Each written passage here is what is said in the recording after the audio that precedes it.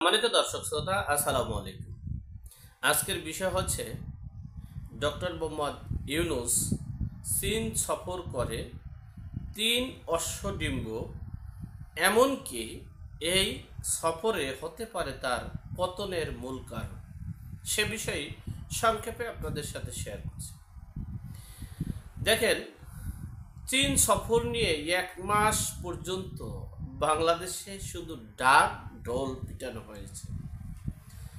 ঢাক ঢোলে বলা হয়েছে যে বিশেষ প্লেন, রাজকীয় হালে প্লেন পাঠাবে চীন বাংলাদেশে, সেখানে ডক্টর মোহাম্মদ ইউনূস সরকারি সফরে যাবে। কিন্তু দুঃখের বিষয়, আমরা দেখলাম কি, একটা লোকাল বাস, চেনেন তো, 7 নম্বর বাস, যে 8 নম্বর ঢাকার 8 নম্বর 7 নম্বর বাসটা, সেই লোকাল বাসের মতো একটা অভ্যন্তরীণ একটা প্লেন, সেই প্লেন পাঠিয়েছে। এনজিওদের মিলেইয়া একটা মেলা হয়, সেই এনজিওর মেলায় তাকে দাওয়াত দিয়েছে। পৃথিবীর ইতিহাসে আর কখনোই গেছে কিনা আমার জানা নেই, কোনো রাষ্ট্রপ্রধান এই এনজিওর মেলায় দাওয়াত দেয় আর সেই দাওয়াতে উপস্থিত হয়, আমি জানি না। যাই হোক, আমার জানাটা ভুলও হতে পারে। এরপরের বিষয় হচ্ছে, তিনি অনেক কিছু দাবি করেছেন। এমনকি তিনি বলেছেন যে আমরা অনেক অনুদান পাব। এমনকি তিনি নদীমাতৃক অঞ্চলগুলোতে, অঞ্চলের আশেপাশে যারা আছেন তাদের জন্য ঋণ আনছে। ঋণ, এটা নাকি বিশাল কিছু, 2.1 আনে নাই, আনবে।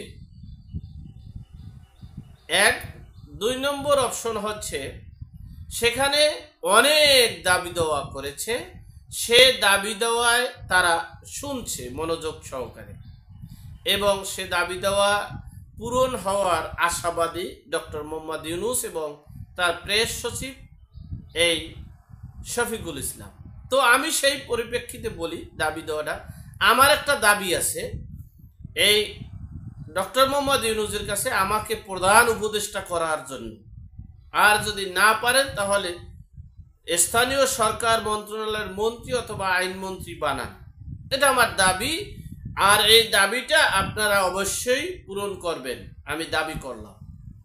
যেহেতু আপনি চীনের রাষ্ট্রপতির কাছে দাবি করেছেন, সেটা তারা শুনেছে এবং ভালোভাবে রিসিভ করেছে এবং পূরণ হয়ে যাবে, আমিও করেছি, অসুবিধা কি? দেখি আমারটাও যদি হয়ে যায়, আপনিও শুনবেন ভালো করে মনোযোগ সহকারে। আমি আশাবাদী আমারটা পূরণ হবে। আমি প্রধান উপদেষ্টা অথবা স্থানীয় সরকার মন্ত্রণালয়ের মন্ত্রী অথবা স্বরাষ্ট্রমন্ত্রী, যদি প্রধান উপদেষ্টা একবারে নাই হতে পারে, কারণ ডক্টর মোহাম্মদ ইউনূসকে তো আর সরাই দিয়ে হইলে কেমন দেখায় না, এই দুইটার একটা আমাকে দিয়ে দয়া করে। এই গেল একটা বিষয়। আর একটা বিষয়, পত্রিকার বিষয়টা আমি একটু আপনাদের শুনাই।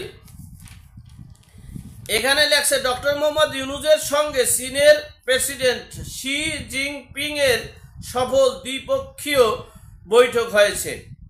দ্বিপক্ষীয় একটা বৈঠক হয়েছে। সেই বৈঠকে গতকাল বেইজিং এর গ্রেট হল অব দ্য পিপলে ডক্টর ইউনূস ও শি জিনপিং এর মধ্যে বৈঠকটি অনুষ্ঠিত হয়।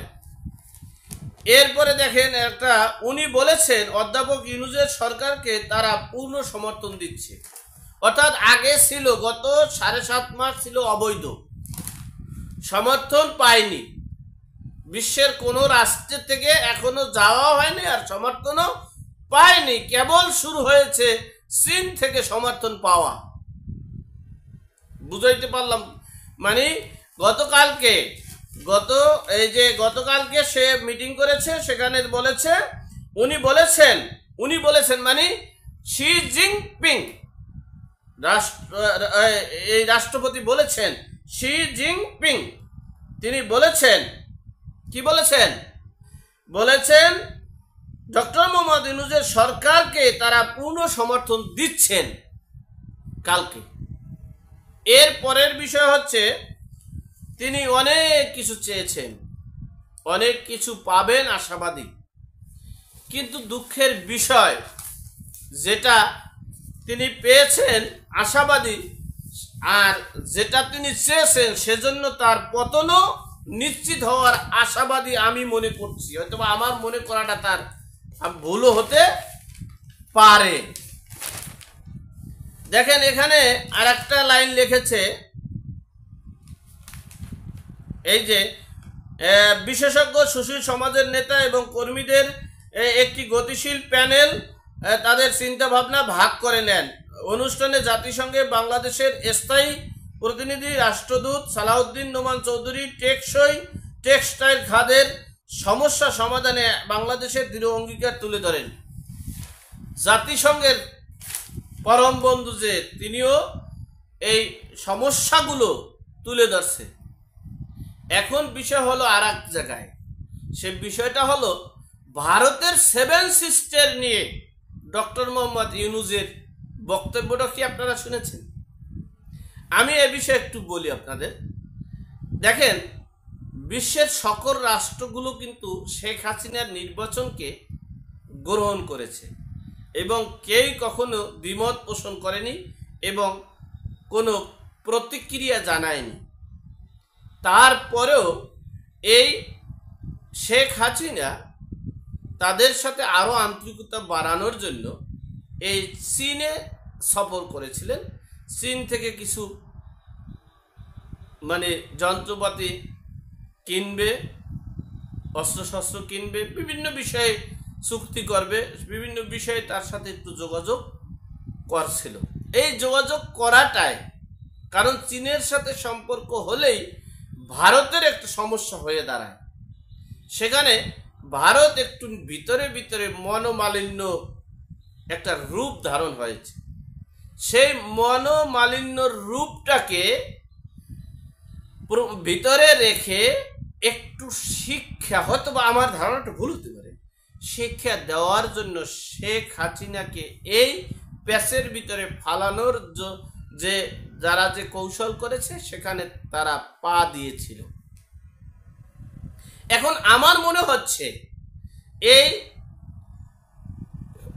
চীন অনেক কিছু করতে পারবে, এটা অস্বাভাবিকের কিছু নয়। চীন অনেক শক্তিশালী রাষ্ট্র, সব ঠিক আছে, কিন্তু একটা কথা মনে রাখবেন, প্রতিবেশী কিন্তু আমার ঘরের পাশে, উনি কিন্তু যে কোনো সময় বেড়া কাটতে পারবে, যে কোনো সময় আমার বিড়ালটাকে মেরে ফেলতে পারবে, যে কোনো সময় আমার ঘরের যে বাড়ির যে একজন কুকুর পাহারাদার তাকেও মেরে ফেলতে পারবে। কিন্তু চীন থেকে যখন আসবে তখন তো হেলিকপ্টারে আসা লাগবে। হেলিকপ্টার যখন আসবে তখন আমরা কিন্তু টের পাবো। টের পেলে আমার এই সব কিছু রাখা সম্ভব।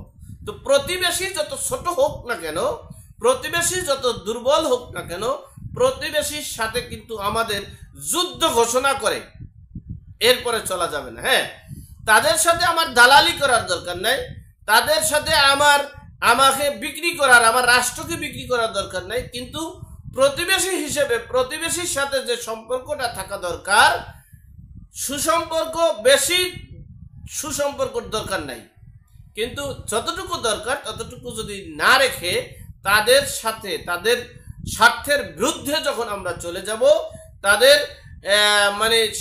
তাদের সাথে যে যুদ্ধের একটা পায়তারা লাগবে অন্য রাষ্ট্রে, সেখানে আমরা মদত দেব, ঘি ঢালবো, তখন কিন্তু আমাদেরকে ছাড় দেবে না।